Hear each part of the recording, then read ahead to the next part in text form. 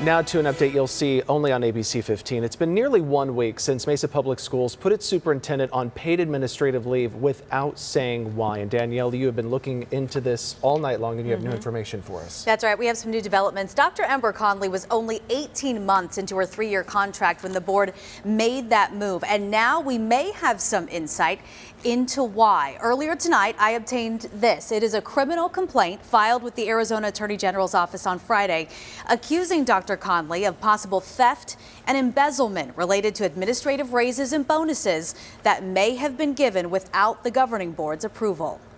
3-page complaint detailing alleged criminal activity linked to Mesa Public Schools. The person who filed it, former governing board president Ben Smith, who helped hire Dr.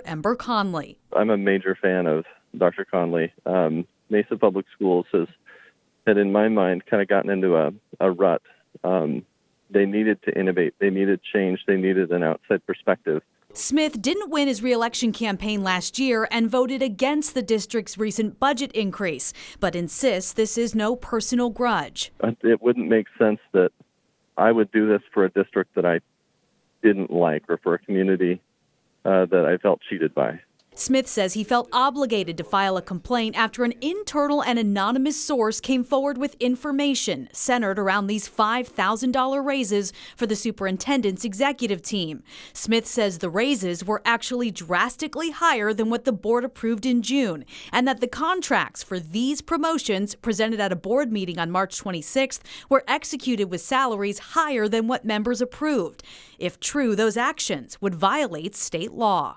It's not for me to decide whether she is guilty or not. I gave them directions on how to get the information so that they can decide for themselves and they can determine if a crime's been committed. The Attorney General's office sending us this statement saying, quote, "We are aware of allegations involving Mesa Public Schools and are reviewing specific complaints made to our office.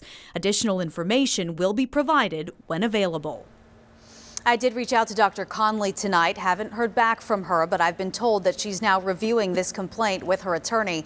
I also reached out to the school district for comment, and a spokesperson sent me this statement saying, quote, "Any citizen may submit a complaint for review by the Attorney General. It is standard district procedure that due to the timing of the legislative budget process, contracts are issued and then adjusted based on the board-approved compensation plan." Now, the board is set to meet on Tuesday to further explain some potential overspending that we reported on, and they'll also be discussing the superintendent's contract and ongoing negotiations in executive session.